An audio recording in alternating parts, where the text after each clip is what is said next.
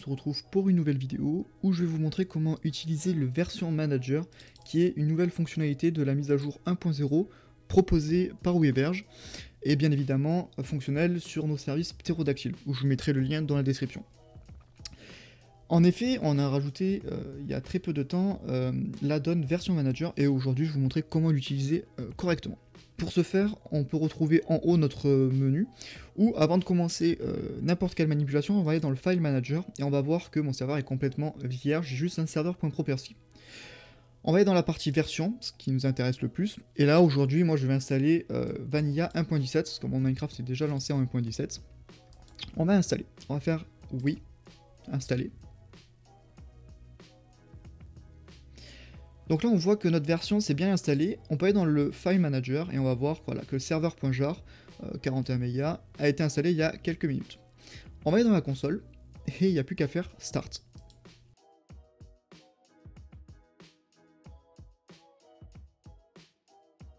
Donc là on va arriver sur le premier crash, qui est complètement normal, on n'a pas accepté les ELA.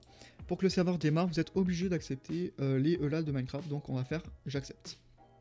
Et donc là, notre serveur Minecraft démarre sur la version 1.17.1. Au préalable, j'avais créé le serveur sur la version 16 de Java.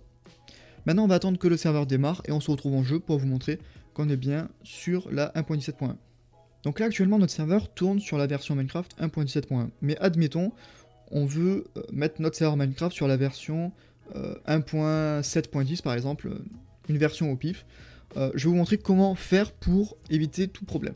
Donc voilà, pour changer de version, on va stopper le serveur Minecraft, ce que je viens de faire au préalable. On va aller dans le File Manager, et ici on va trouver serveur.jar, donc la version 1.17 à l'heure actuelle, et le dossier World. Alors on va supprimer ces deux parties, car actuellement le World généré a été généré sur la version 1.17. Si on vient sur une version intérieure, par exemple la 1.7.10, il va y avoir une corruption de map. Forcément les blocs de la 1.7.10 et la 1.17 ne sont pas forcément les mêmes. Donc on va supprimer les deux parties. Et après on va dans Version Manager et on installe la version qu'on veut. Alors on a du Forge, du Paper, hein, il y a toutes ces rubriques là. Moi je vais rester sur du Vanilla. Et on va prendre... Vous avez énormément de versions, par exemple la 1.8. On va faire oui j'installe. On remonte un peu et là on voit que c'est en train de s'installer. Donc voilà, notre version est bien installée. On va dans le File Manager. On voit que notre serveur jar est bien présent. Voilà qu'il a été installé il y a quelques minutes. Il ne reste plus qu'à être dans la console et démarrer le serveur.